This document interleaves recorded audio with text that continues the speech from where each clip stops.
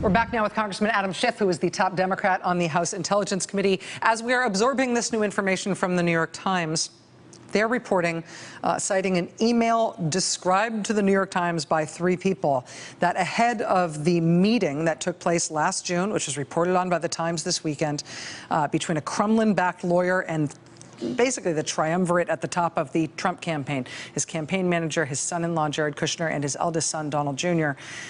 Before that meeting took place, the business acquaintance, who arranged that meeting, sent an email to Donald Trump Jr. informing him explicitly that if they were going to get compromising information about Hillary Clinton from this meeting, they should know that that material was from the Russian government, and it was part of a Russian government effort to aid his father's candidacy. Congressman Schiff, one of the things that was reported by the New York Times in their initial version of this story this weekend was that this meeting they had discovered evidence of was first disclosed by Jared Kushner when he revised his application for a security clearance. Apparently, he's revised that application multiple times now. They then said that Paul Manafort had also described this meeting in documents that he had handed over to congressional investigators. Can you tell us anything about either of those sets of documentation, any of that information as it pertains to your committee, House Intelligence? I can't go into what documents we received or what the contents are. But one other thing that really leaps out about this to me is this is taking place in June. So this is taking place before the documents are dumped. And now one of the questions that we're investigating is, did the Russians begin this as an intelligence gathering operation and later decide to make it a weaponization of data operation? Or did they begin with that intent in mind? And I'm sorry to interrupt. You're saying that the Russians had done the hacking already, but at the point of this meeting, they were holding the intelligence. They're holding the stuff that they had stolen. Yes. But then after this meeting happened in Trump Tower, they then started releasing it publicly. If this is in June of 2016, that's exactly right. So the hacking had been earlier, the theft of documents had been earlier, but they hadn't been dumped. And at this point, we wouldn't have known that the Russians intended to escalate that way. So if this is correct, the first person who may have found out that the Russians had decided not just to gather information about what the candidates' positions might be or what they might do in office, but they had made a decision to intervene to try to help a candidate.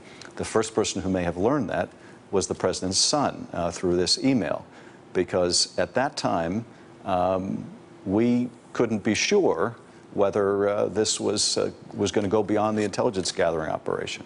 So when they were just stealing stuff, when they were stealing documents, that's what I traditionally think of as a spying operation. I think of spying mostly as stealing secrets.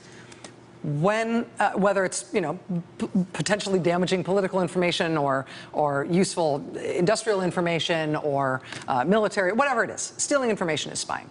But when it came to turn that around and not just let the Russian government use it for its own purposes at home, but to use it on the American public to change our behavior.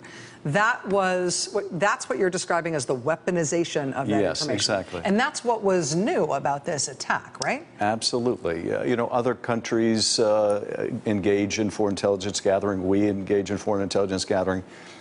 What was remarkable here was that the Russians decided to go beyond that in the most powerful nation on earth, and that is turn that data into a weapon designed to influence outcomes. And, as I mentioned in that very early open hearing we had with James Comey in the House, the period of the summer of last year was very significant because that's when it went from information gathering to weaponization. So what was it about that summer? What was happening during that summer? Now, we know during that summer, the Republican Party platform did not incorporate that strong language about providing defensive weapons to Ukraine. So the platform went in a pro-Russian direction. Was there also some effect of this meeting or other meetings? These are unanswered questions that we really need to find out. Were there things that contributed to the Russians' willingness to intervene on one side in our election? One last question for you on this. The Russian government doesn't operate in the same way that our government does. All governments are different. It seems like one of the things that we as Americans have a hard time wrapping our head around is that a Russian somebody acting on behalf of the Russian president, somebody acting on behalf of the Russian government, isn't always a Russian government official. So in this case, the person who was in this meeting with Donald Trump Jr. and Jared Kushner and Paul Manafort, apparently talking about sanctions, and they believed she was going to be talking to them about dirt on Hillary Clinton that the Russian government had obtained, according to this new reporting. She's a private lawyer. She says that she's never worked on behalf of the Russian government. We certainly know that she has. She was married to a Russian government official. She has represented high-ranking Russian government officials and their family members. But she's not herself an official. She is just a Russian lawyer. Does that at all change your understanding of whether or not this was an effort connected to the Russian government's operations? Not at all, because this is how the Russians operate. They use oligarchs, they use influential people that have spent time in the United States or other countries as extensions of their power and their influence. In fact, when we had Director Brennan, former CIA Director Brennan, testify in open session in the House, he talked about this, how the Russians will use people sometimes unbeknownst to their American targets. And he talked about being concerned with things he was seeing, that he referred these matters to Director Comey for counterintelligence investigation. And he also said that, you might see contacts with Americans that rise to the level of having these counterintelligence concerns where the Americans, before they know it, get entangled in ways they may not have been able to see coming.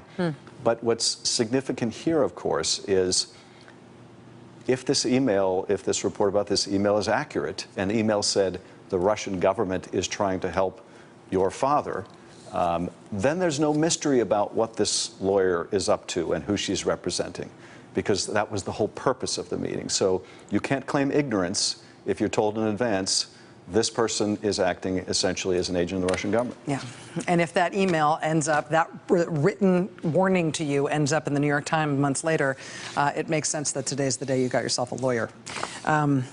Congressman Adam Schiff, the top Democrat on the House Intelligence Committee. It's nice to have you here, sir. Thank you. Thank you very much. Really appreciate having you here. Thank you. All right, we'll be right back. Stay with us. Hey there, I'm Chris Hayes from MSNBC. Thanks for watching MSNBC on YouTube. If you want to keep up to date with the videos we're putting out, you can click subscribe just below me, or click over on this list to see lots of other great videos.